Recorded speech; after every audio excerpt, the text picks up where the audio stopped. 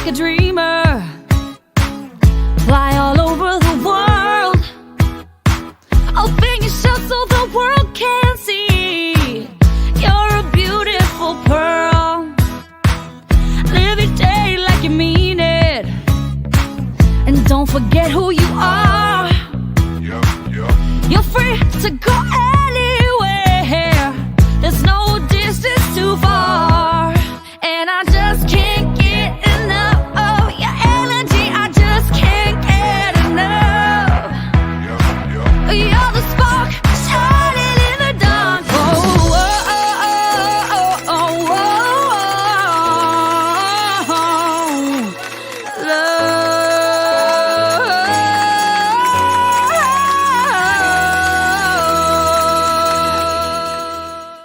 Welcome to It Is What It Is with Cindy Saville, a show where we say it like it is. Real people, real stories, here to inspire you. But before we get into the show, we're going to talk about mitzvah time. Now, I bet you've been doing lots of mitzvot. Mitzvot are many good deeds, many mitzvahs. And I'm going to share a couple of mitzvahs every week with you. And this mitzvah, I actually have two mitzvot today. So last year, it came up on my Facebook. Last year today, I actually saved somebody's life. I did the Heimlich maneuver. I never in my life did the Heimlich maneuver. And I did the Heimlich maneuver on this like 80-plus-year-old woman, and it worked. Like, it actually worked. I mean, I did it, and I was so afraid to hurt her, and the food came flying out of her mouth, and she lived. So that was a really good deed I was very proud of that Facebook actually reminded me of in Facebook memories. But I want to talk about something that other people did for me. When I was diagnosed with breast cancer back in 2015, I had a double mastectomy, and I couldn't lift my arms. I could not. They cut all the muscles when they remove your breasts. You can't lift your arms. You can't do anything. I couldn't cook. I could barely even brush my teeth. So I needed help. And friends of mine actually put together a meal train. And with this meal train, I can't even begin to tell you how many people came forth. We had more food in my house, in my fridge. And I stock up my fridge. We had more food than I have ever seen in my entire life. People were coming 3 times a day, breakfast, lunch, and dinner. My kids were entertained and distracted from what was really going on. And we were fed. It was a great mitzvah. Oh my God, so many people got involved. I think about 2 or 3 weeks worth of food. I had to give food away. It was amazing. It was tremendous. So if anybody is ever dealing with any kind of adversity, I would recommend a meal train. You know, it's something that they wouldn't think to ask for, and it's something that takes their mind off of, you know, something that they need to do. They need to cook for their kids. They need to cook for themselves, and it's the last thing people think of, you know, or they want to think of when they're going through something difficult. So that was a special mitzvah that I wanted to share, and I thank everybody who was a part of that. So now, giveaways. Every week we have giveaways, and this week we have this wonderful T-shirt that and a sweatshirt from New Hour. And remember, the only way to win the raffle is to comment, like, and share. And you guys have been amazing, and I thank you for all your support. So continue, please. Comment, like, and share. The more times you share, the more chances you have of winning. Now, better not go anywhere, because we have some amazing guests here, and I'm going to share a little bit about them with you before we go to a commercial break. So we have Serena Liguori and Anitria Blue. I got the name right. Serena Ligouri and Anitria Blue. And the two ladies have something like amazing in common that you would never expect taking a look at them, because looks are very deceiving, people. Very deceiving. So these two ladies spent a little time behind bars, and they're going to share their stories with you. Not only are they going to share their stories with you, but they're going to share all the fabulous things that they do now. They give back to the community and in ways that will astound you. So don't go anywhere. When we come back, we're going to talk with Serena and Anitria. I have to look at my little notes because I don't want to say her name wrong. So stay tuned. Don't go anywhere. We'll be right back after this commercial break.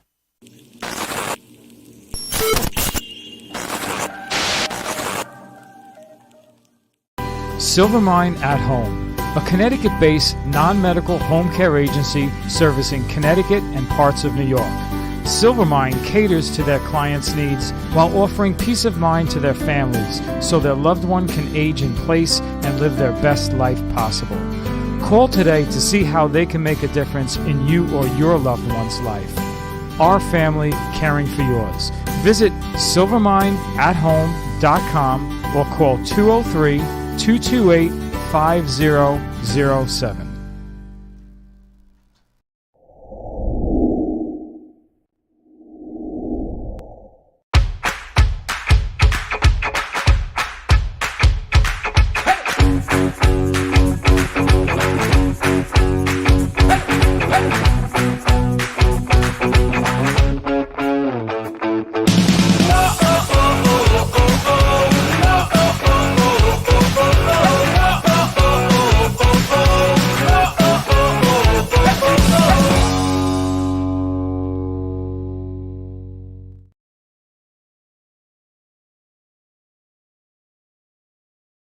Welcome back to It Is What It Is with Cindy Seville. We have Serena Liguori and Anitria Blue here with us today from New Hour.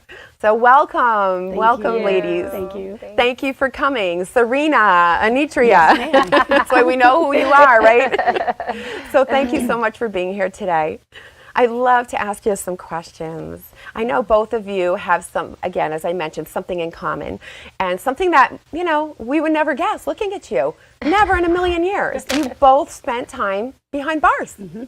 What brought you there? I would love to ask each one of you, what brought you there? What happened? Yeah, I mean, it's so great to be here with you, Cindy. You have such beautiful energy, and it just reminds me, I was telling Anitria just how much we have in common as women and in our community. And so I went to prison when I was in college.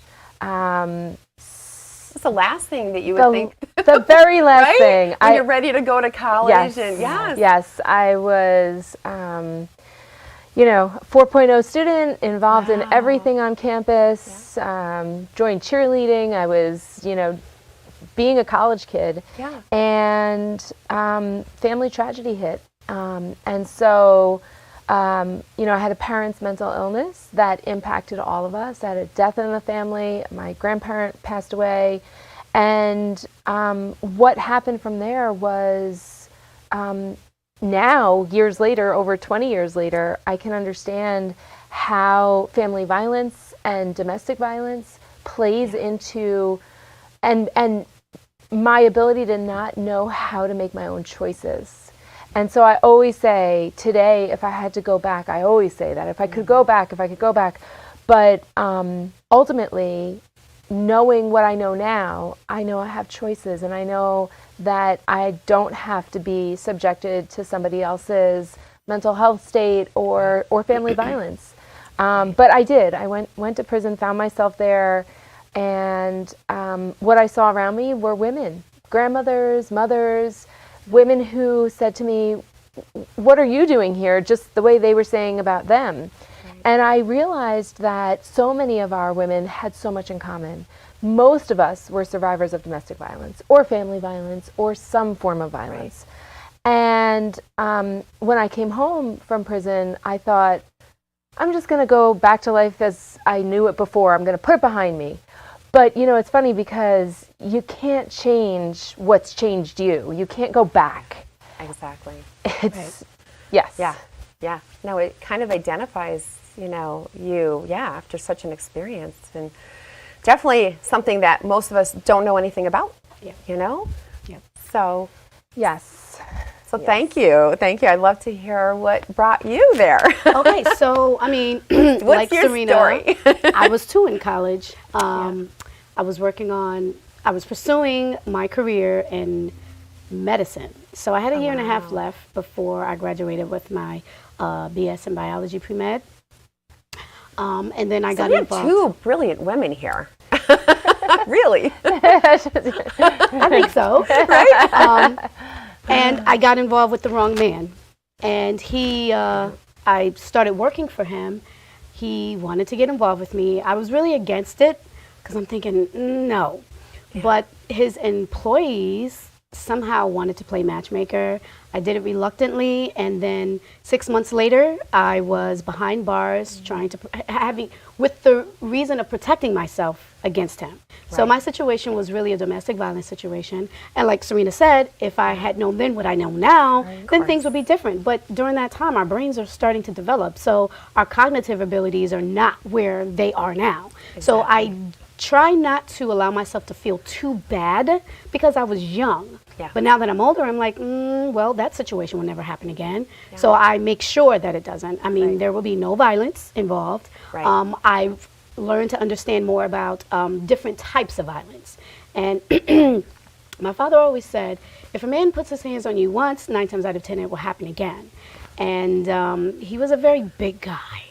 And I knew that there was no way. Girl. And I was very little, small. yes. And people used to joke about that. And I'm thinking, is that funny or is it bad? Is it wrong? I didn't understand. I mean, I'm 21, 22 years old. Right. But it wasn't so much that, it wasn't his size that mattered to me. It was his heart. But unfortunately, he was dealing with issues that I didn't understand until later during my incarceration, which allowed me to actually forgive him. But my situation was a domestic violence situation. Right.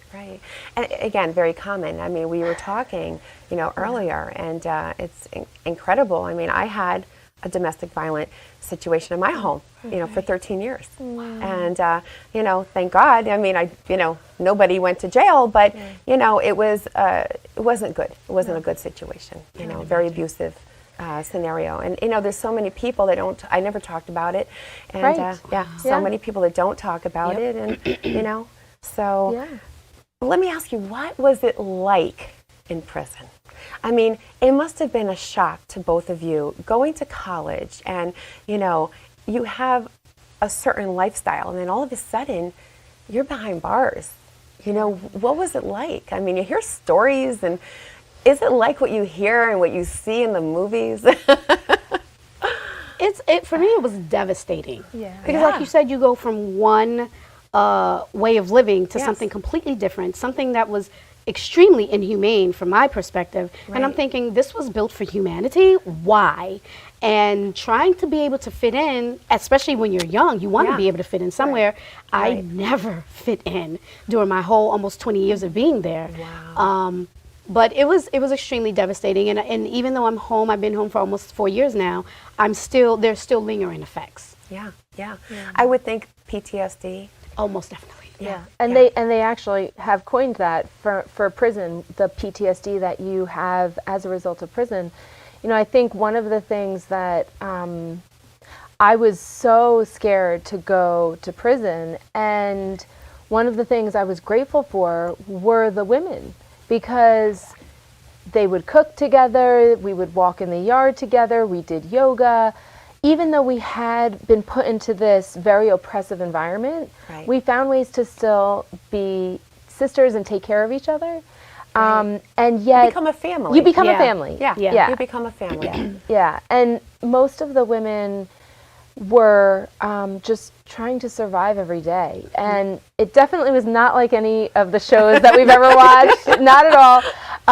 I will say that it is a system that wants to make you feel invisible. You get a number on your shirt, and your basic human rights are often overlooked. Often women behind bars face really egregious issues when it comes to mental health issues, physical health. I had a cavity, they pulled my tooth out, and that's just standard. That's just what happens a lot. Wow. I know many women who've died because they got diagnosed with breast cancer and the prison never took care of treatment for them. And then the other piece that's really challenging is you already have probably poor self-esteem, low self-esteem. You already feel so guilty because you've survived something or you've contributed to harm. Yeah. And then being in prison, you just feel even worse. Yes. So it's a long journey to finding yourself after that experience. Now, some may think, well, geez, they went to jail. They don't have any rights because they did something wrong, so they were punished, But on the other hand, is that really helping the people that are behind bars? Is that helping them? It's not. It's interesting because I say this all the time, even correctional officers who we, lived there and they worked there, they are subjected to the same conditions. And ultimately, prison is supposed to be about reform. Yeah. And so it's supposed to allow you to take responsibility, accountability, and then come back out into the community rehabilitated. But the problem is that prisons often promote more trauma. And so when you come home, you're more likely to not be safe or to not make good decisions. Exactly. And so one of the things at New Hour that we always focus on, because we run programs in the jails across Long Island, and we've impacted about 7,000 women over 7 years. Incredible. Is finding ways to heal. And finding, if you're incarcerated, that's the perfect time to work on yourself. Right. And to think about, what do I do differently? How do I stay away from those relationships? How do I make choices that are healthy for me? And ultimately, how do I give back? Because for me, I founded New Hour with the intention that this be my way of taking accountability and giving back. Because, you will always have to live with what you did, what harm you caused, even unintentional harm. And giving back is so important. Oh my God, and giving, that's why I talk about mitzvahs. A mitzvah is a good deed. And it's like putting money in the karma bank, and just doing a good deed every day. And I challenge everybody, do something. It could be as simple as saying hello to somebody, a smile. It goes a long way, because you never know what somebody is going through. I know, people can say something to me, something nice, and all of a sudden it just, it turns that frown upside down, and it just it lifts me up. It makes me feel good. So I like to give back, and I think it's important too. So, let me also ask you, what kind of support network did you have outside, when you were in prison, outside of prison? Did you have family that came to visit you? Did you have, family that maybe sent you money or, wrote letters, Yeah, it's so important. I had wonderful friends. My father came to visit me, and it's hard on families because they carry that shame and stigma too sometimes, always. And then the other challenge about prison and jail is you really have no way to make your own money. So you're making 10 cents an hour working in the kitchen, or maybe working in the law library, or maybe, doing some skill that they have you doing there. And you can't afford to take care of yourself. So you really do need to rely on friends and family. For $10 can go a long way to purchasing things, whether it be fresh fruit and vegetables, because you don't get that. You don't get regular fresh fruits and vegetables. The actual nutritional value of the food is not good. And so it's hard to take care of yourself. Just basic needs. Right. And when you say giving back, one of the things that I've learned from a lot of the women there, like I would just watch, and it would always hurt my soul to be incarcerated and know that my family was out there with the soup kitchens for the church and me not being there. And I said, what can I do similar to what they're doing so that I won't feel so bad and then fall into a depression? So I decided that in order to give back and to help the women feel like they are loved by someone if they have no family, I said, I'm going to take what I have and I'm going to share it around. And eventually, for like the last 3 or 4 years of my incarceration, my entire unit, which comprised of 60 women, would always come together, join our stuff together, and it would be like a week-long celebration depending on what season it was. And I'm thinking, this is what we needed. And every single year, people would hear about that and they would want to be a part of it, even people off the unit. So for me, when I knew that people didn't have people on the outside, I needed to do something about that. So that was helpful. And then having that support system that I have, and I can honestly say that my family and friends did my time with me for those 20 years. But that was my way of giving back based on what my family and friends did for me. Right. So can I ask how old you are now? Or I shouldn't, right? I mean, I don't mind. I'm older than both of you, so I don't mind at all. I don't think so, but maybe you are. I'm actually 45 this year. Okay, all right. Yeah. And so you spent close to 20 years. Yes, 17 and a half to be exact. Yeah. Do you have any children? I have no children. Okay. So that was a good part of your life away. And it's, I can imagine that must be tough. It's tough. Yeah. Now that you're out and you're living this amazing life and doing amazing things, it must feel incredible, but you probably, again, think about PTSD and you think about all those years, you know. I mean, you really have to think about you're gonna think about it regardless of whether or not. I mean, it's not something that you can just forget. Right. So sometimes when I'm around certain family and friends that really don't understand it, I have to break it down to them and saying, even though I'm not in prison, because that's their thing, well, you're not in prison anymore, but the lingering effects are still going to be there. Yes. So in order for me to be able to move forward, I have to address it. I have to challenge what my issues are, and I have to be able to do the best that I can with what resources I do have. So having organizations like New Hour available, that has done tremendous. That has helped me with so many issues that I didn't even think I had, but it's forced me to take a look at myself and then figure out where I want to go. And it provided me with the work that I'm very interested in doing, and just wanting to give back as much as I can, everywhere I can, and just explore the world, not just sit myself down here, say, I want to do this. What does that feel like? What does that look like? And then figure out, okay, this is the direction that I want to go. But I also found that it's helpful when I'm speaking to the rest of the women who come through, because they won't know. They don't know that I've been formerly incarcerated until Serena or someone says it, or I tell them. They're like, really? Well, how are you able to do that? And I'm like, our fearless leader. Of course, if we can do it, you guys can do it too. So, well, you know, it's so true that anybody who's experienced something really, you know, you're an expert on your subject, and unfortunately, but people can relate to you. You can relate to them. Like for me, it's breast cancer. You know, I can relate to anybody. There's that instant camaraderie with anybody who's dealing, especially with breast cancer, and you both have that with anybody who's been incarcerated, who's, you know, getting out. But we're going to talk about that. We're going to go to a commercial break. We have a lot more to talk about. So don't go anywhere. We will be right back after this commercial break and learn more about Serena and Anitria. Yep. Thank you. I want to say, you know what I want to say. We'll be right back after this commercial break. See you in a minute.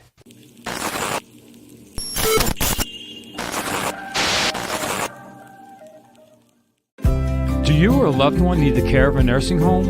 A vibrant community to call home where there are healthcare professionals available 24/7? Candlewood Valley Health and Rehabilitation, located in New Milford, Connecticut, has been offering award-winning care for over 40 years.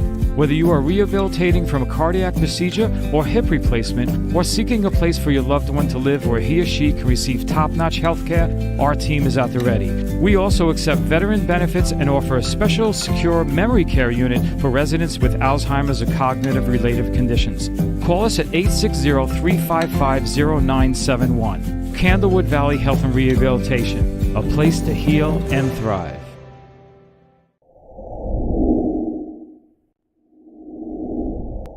Welcome to Sunday Dinner with Chef Clemente. This is an all-new show about family cooking, Sunday dinner, things we did as a child, bringing back some memories and some tradition. This is how this dish was born. I'm going to show you that in just a couple of minutes. So, the trick with the meatballs too, when you fry them, you don't want to overcrowd the pan too much. To drizzle, not too much of olive oil right on top of that fish. So, a little flour.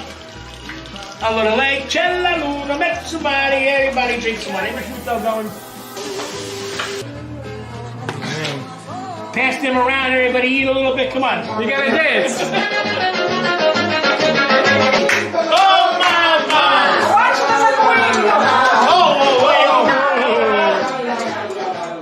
Get together, go visit your mother, your sister, your cousin. Bring some pastries, some food, get together, eat, drink, be happy. Who wants some linguine, clams, and pastries? TLC Senior Living Services. TLC's compassionate senior living specialists will assist you and your loved ones as you navigate these next steps in senior living.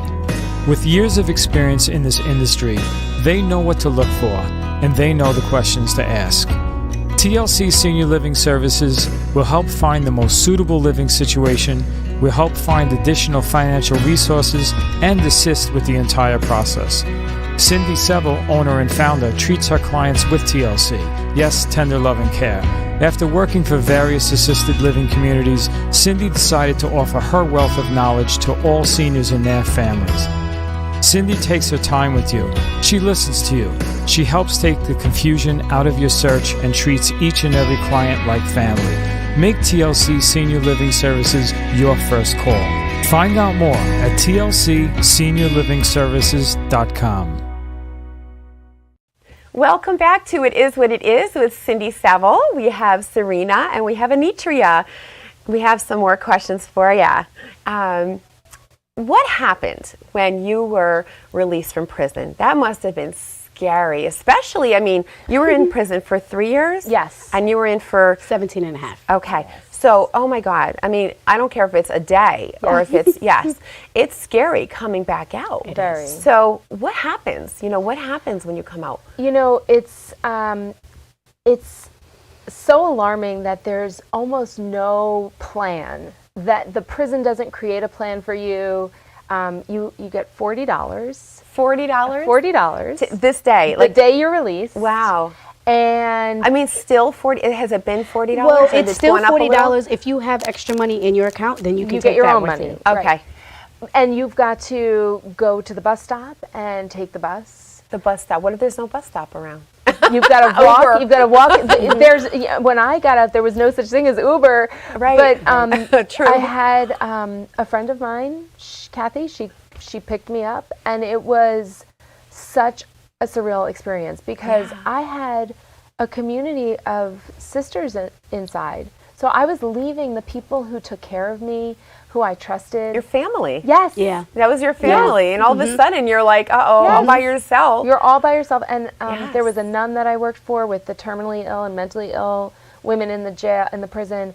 And I was leaving my friends behind. Yeah. And some of them would die there. So it was this really bittersweet moment of like, I get to be free, but I'm leaving behind women who will likely It's like guilt. die there. It's like a sense Yeah. of guilt. Yeah. Right? Survivor's guilt. Yes, yes. I mean, I have that with breast cancer, so I can only imagine. Here you are walking away, you're free, but all those people that you've come to love, Right. Yeah. you know, Right. are still there. And all those people who, you know, they're voiceless, that those bars keep people and others out, and so, you know, their stories aren't told.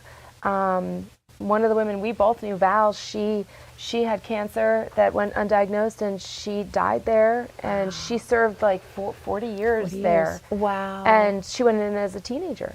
So it's hard. It's hard. It's this survivor's guilt, and then there's also like everything's moving fast in real life, and you're used to routines and color green, you know, which was in the prison garb. Everything. Oh, is that what the color you Yeah, wore? everything was green. Green, oh. I like that green. I was like, I should have worn green. That's a better green than the one. But Military green.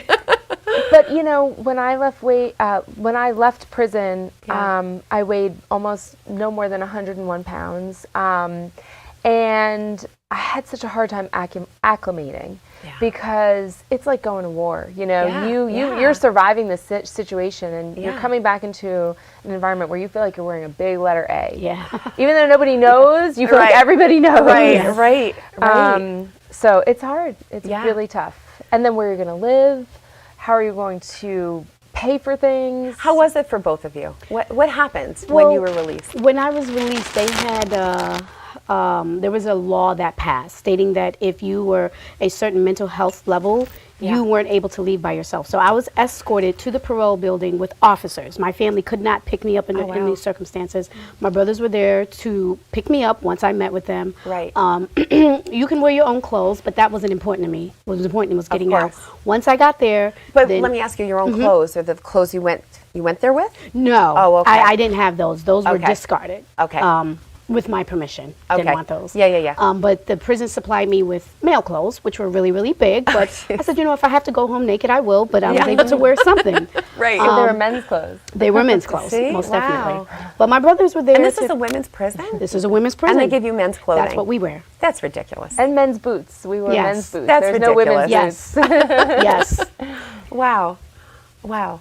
So, okay, so you had the police officers So escorting yes, you. the police officers had to escort me, met with the parole officers, met them, spoke. Right. Then when it was time to go, my brothers took me home to my parents' house where they stayed with Right. me for a few days. My parents weren't home because they had to travel. So I was there to be with the dogs, whom I absolutely love. They're no longer with me.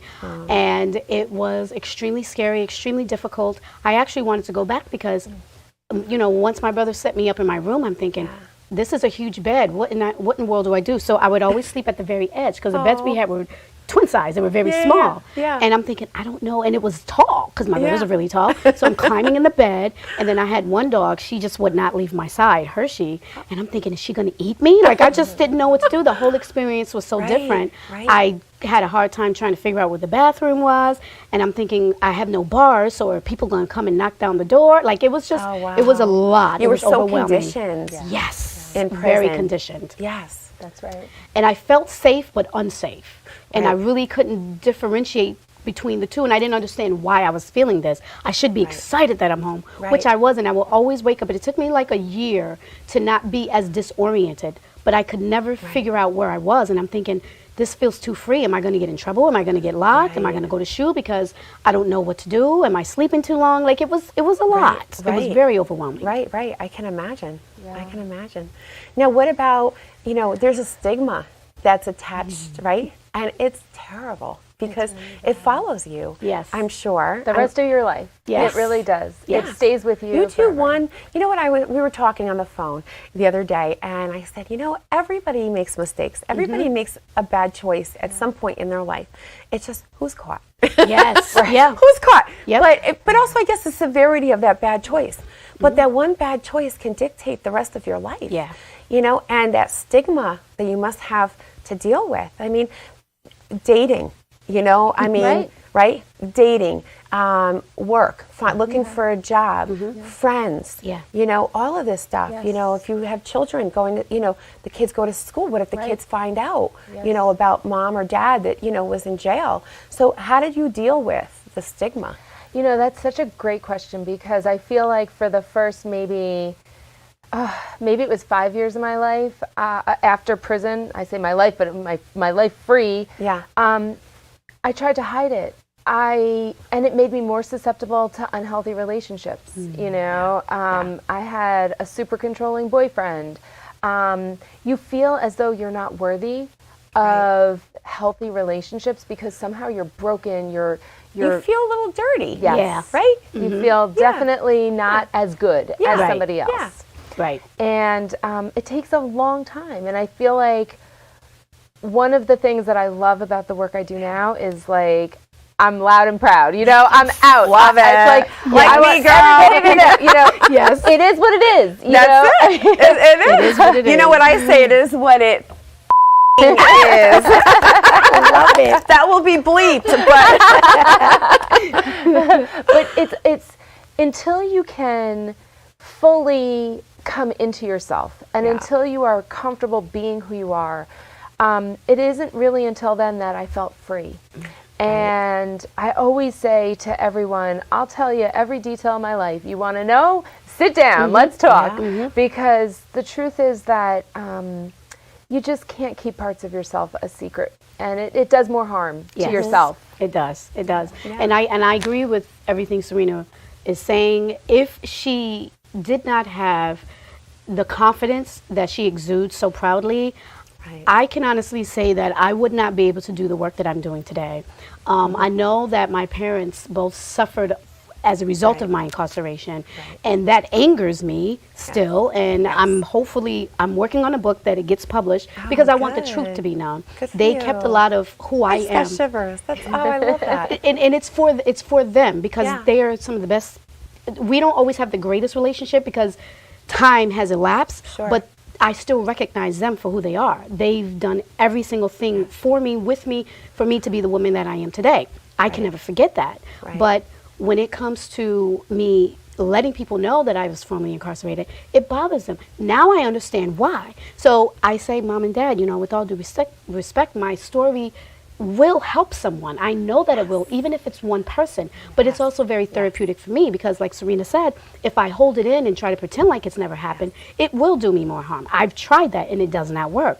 But just being outspoken and letting people know, listen, I did this, I've learned from it, and I'm moving on. If you can't deal with that, it is what it is. It's your problem. It is. That's right. It's not.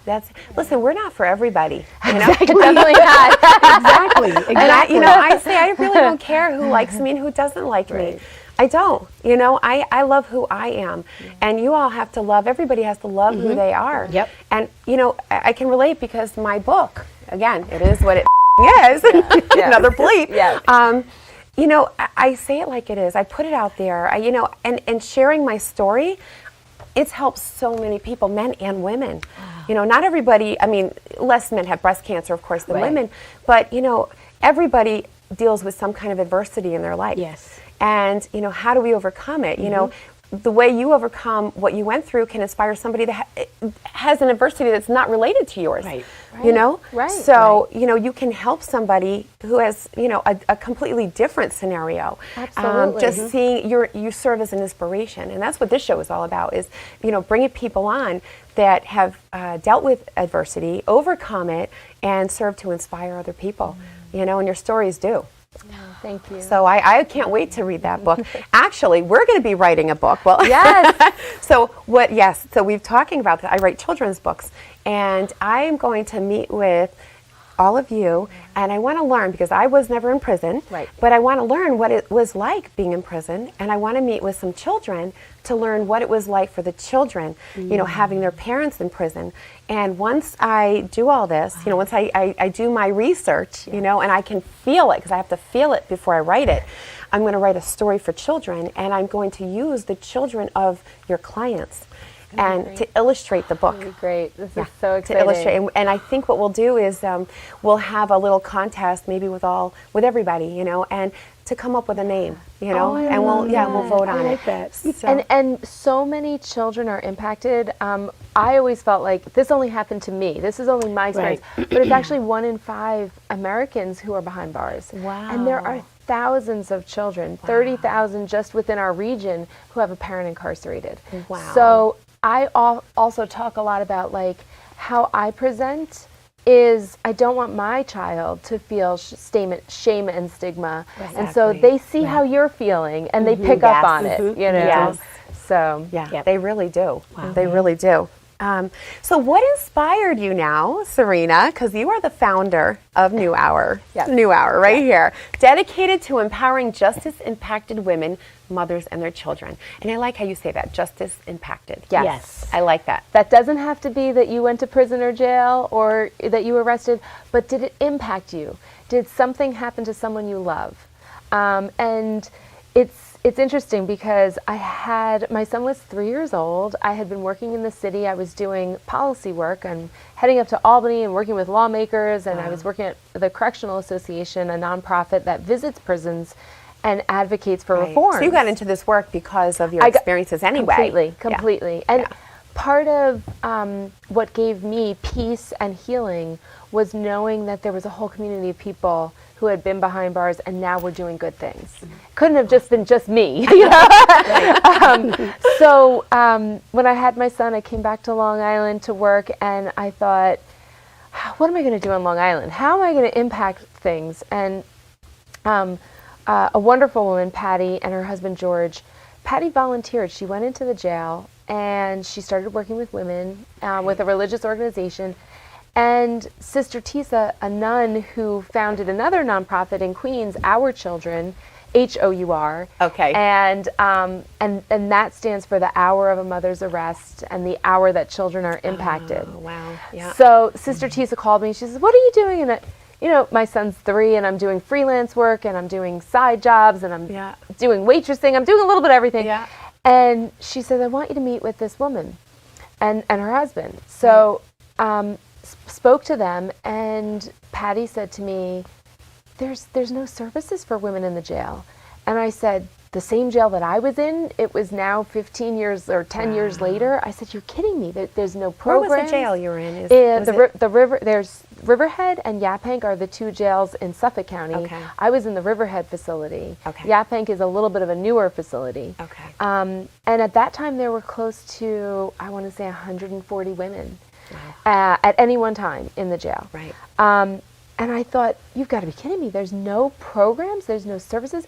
So something clicked in me that said, the treatment I got is still happening to women there, and I have to do something about it. Right.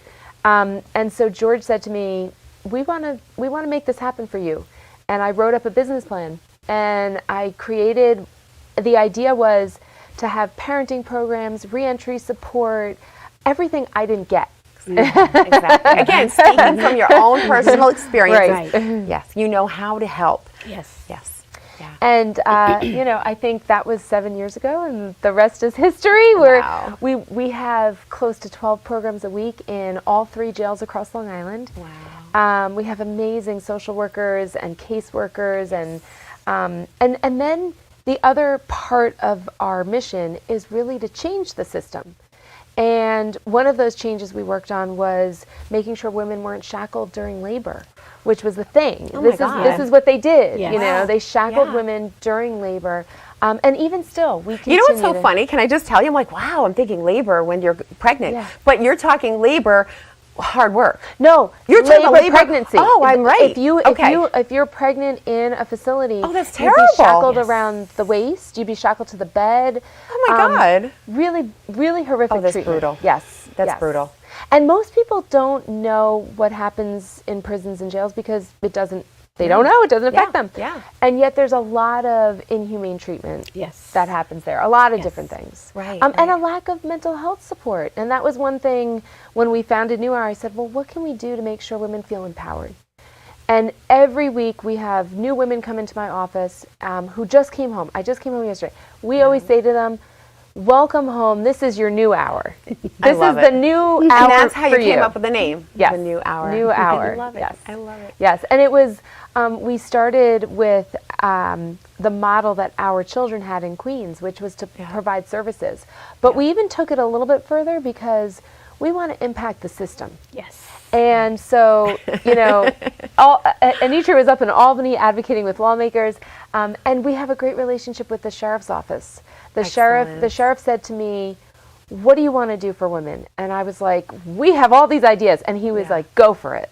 So programs make a difference. They do. Absolutely. Yeah, they do. Well, we're going to take a commercial break, but I can't wait to learn more about New Hour because all the programs, and I want some of the statistics. And so we'll be right back. Don't go anywhere. Fascinating information when we come back from Serena and Anitria. This is terrible. We'll see you in a few. Don't go anywhere.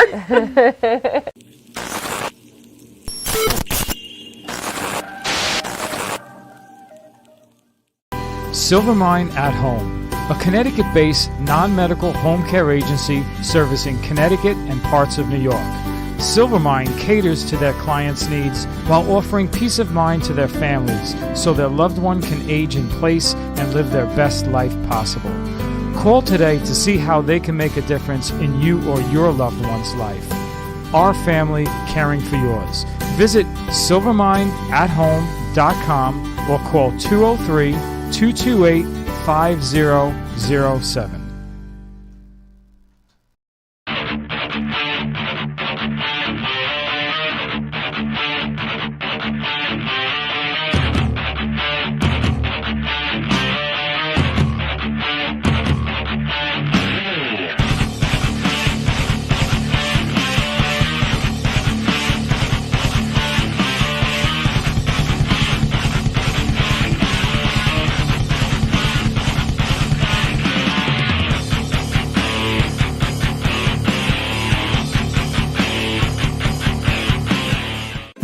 Do you or a loved one need the care of a nursing home? A vibrant community to call home where there are healthcare professionals available 24/7? Candlewood Valley Health and Rehabilitation, located in New Milford, Connecticut, has been offering award-winning care for over 40 years. Whether you are rehabilitating from a cardiac procedure or hip replacement, or seeking a place for your loved one to live where he or she can receive top-notch health care, our team is at the ready. We also accept veteran benefits and offer a special, secure memory care unit for residents with Alzheimer's or cognitive-related conditions. Call us at 860-355-0971. Candlewood Valley Health and Rehabilitation, a place to heal and thrive.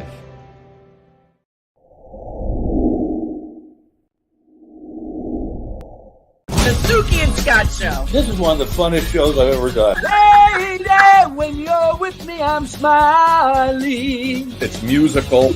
It's magical. This is a sexy show. Someone's getting some action. Now, these larger-than-life personalities are on an exciting new journey. The Suki and Scott Show is your one-stop destination for humor, You like De Niro and Cape Fear. Counselor! entertainment, Jesse's girl. Wonderful. Can you paint with all the colors of the wind? and optimism. You guys have such amazing energy.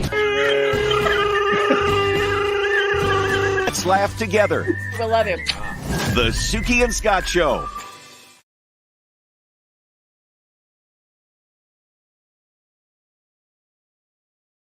Welcome to It Is What It Is with Cindy Saville. We have Serena and Miss Blue here today. I don't want to mess up your name again. So, a few more questions. I would love to learn a little bit more about New Hour and specific programs that you offer. Yes. What are the names? I know you have, you were telling me all the names of the fabulous programs. So you asked about what do you go home in from prison or jail? Yeah. And if you're arrested in the winter and you get out in the spring, totally different clothing you would need, vice versa. We have Project Dignity. And it's to restore. I love the name of that. Yes. Me Project too. Dignity. Yeah, That's where I shop. I do most of my shopping at Project Dignity. I love it. I might have to come shop there. Please do. And we take donations from the community to restore dignity because women leaving the facility deserve to feel that they have, clothing and shoes and sneakers They and did their underwear. time. They did their time. Stop punishing them. Right. Right? Exactly. Yeah. So we give away anywhere from 60 to 80 bags a month. Wow. With shampoo, conditioner, anything you need. And most of our women, we haven't talked about it, but most of our women live below the poverty line. Most of our women are struggling when they come home.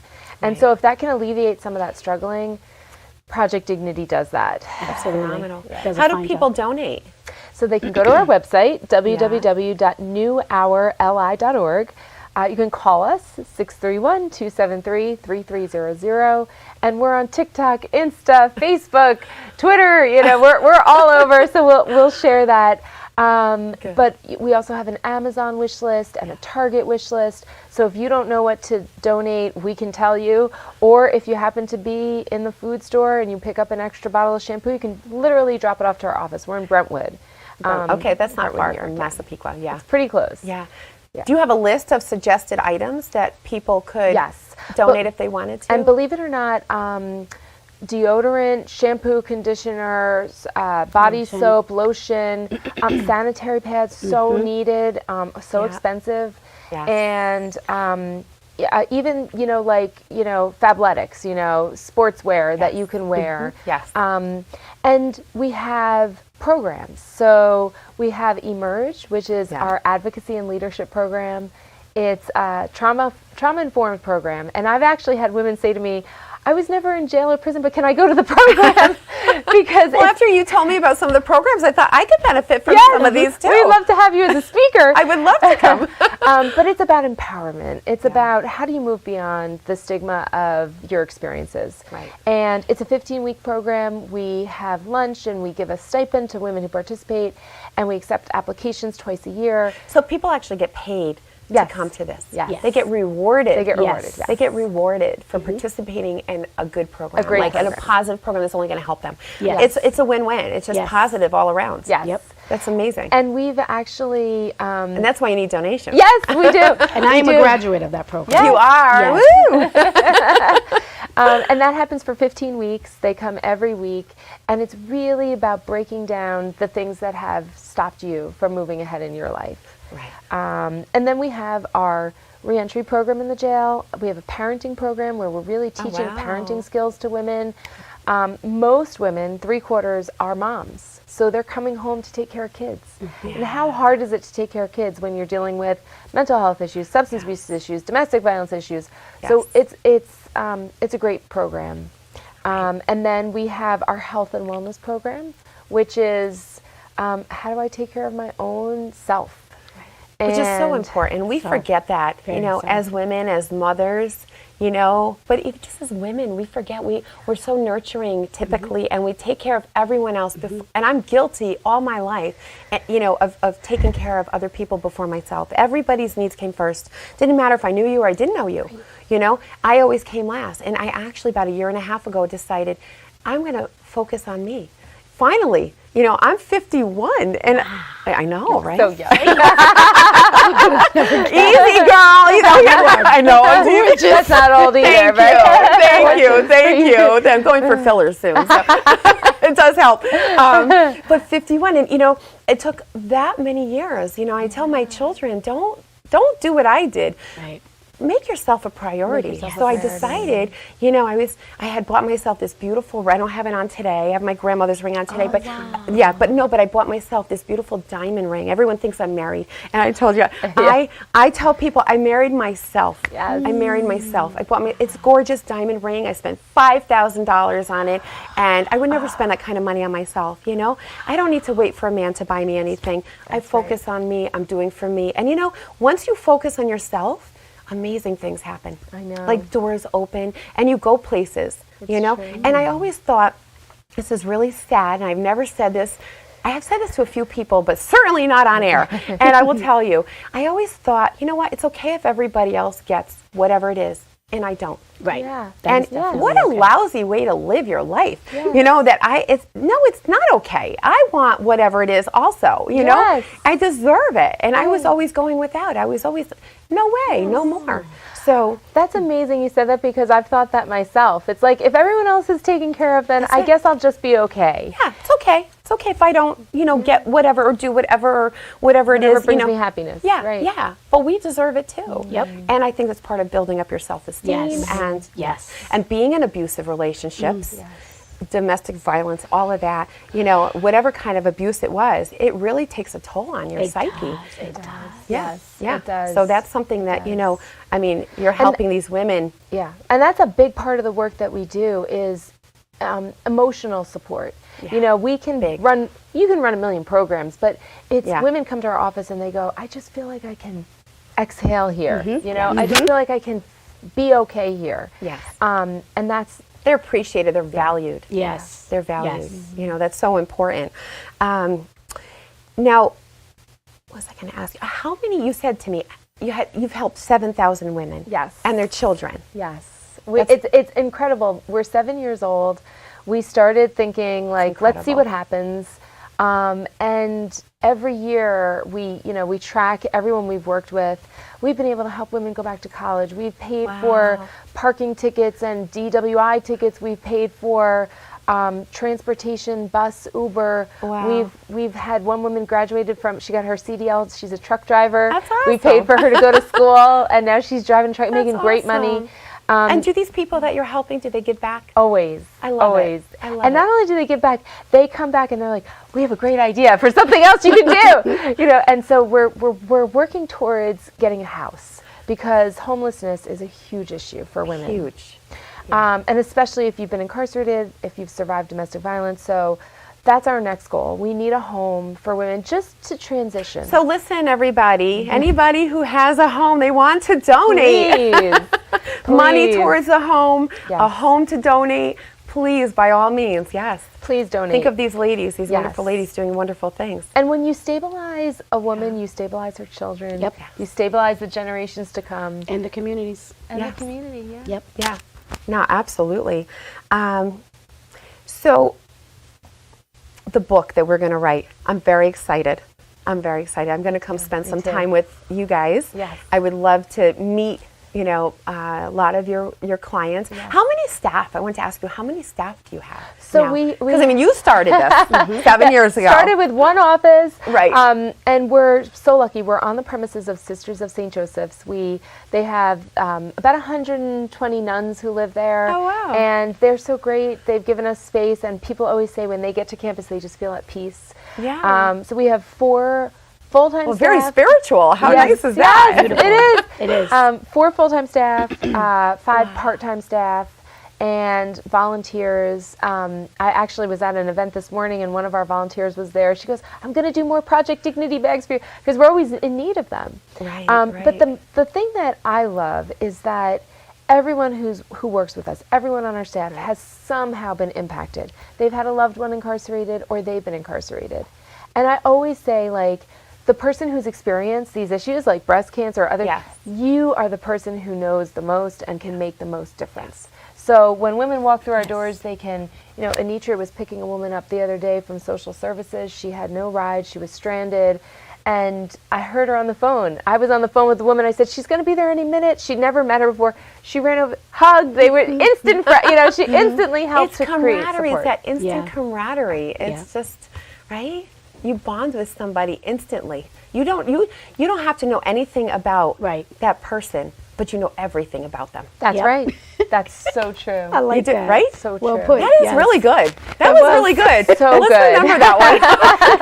I like that. That's so good. It's very true. I know that people reach out to me all the time. They look at me as sort of not really an expert, but kind of an expert because I put a book out there and I share my experiences. Yes.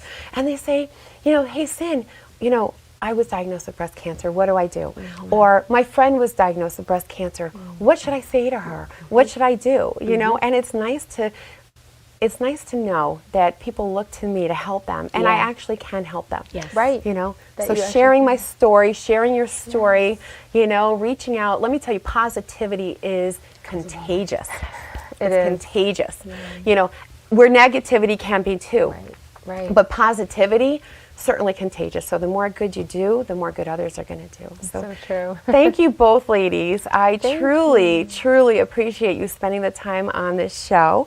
And please spread the word. And of course, we're going to spread the word about your organization. And, thank you for bringing to light something I didn't know about. And I'm sure a lot of people didn't know about. I don't really know anybody that's been in prison behind bars, And I know of people, but I don't know them that well. I don't know their stories. And, it's not like something that hit close to home. Right. And so it's really been enlightening. Well, you provide such great, beautiful space, and you're so welcoming. So I appreciate you reaching out and wanting to know about our experiences, because it feels really good to know that the community supports us and that people care, and that we have, certainly, as you always say, more in common than not. Yes. When you've survived certain things, we've all survived trauma, right? Survivors, yes. We are all survivors, yes. So thank you so much. I appreciate you both being, and I will remember your name, Anitria. Yes, finally, got it. The end of the show, I got it. Right? Serena Anitria, thank you so much. So, going to end with my final thoughts. Thank you, first of all, for joining us with these wonderful women and these fabulous stories. And I hope you support New Hour. Find them on Facebook, Instagram, TikTok, their website. Donate if you can, whatever it is, whether it's money or it's products that they need, or a house. You could even donate a house if you have a house. How awesome would it be if somebody watching this show actually donated a house? Oh my God, I would have you on my show. So, final thoughts. Don't judge. Everybody has a story. This show is about sharing stories, and sharing is caring, I always say, but, sharing stories, and our stories hopefully inspire other people. So by sharing, that's what I did with my book. Sharing your story helps other people. You don't know, the shoes people are walking in until you've walked in them yourself, right? There's that saying.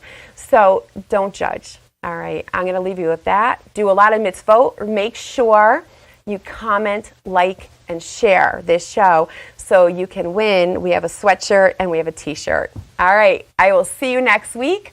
And thank you for joining us for this wonderful hour. Thank Thanks so much. See you soon. Live your life like a dreamer.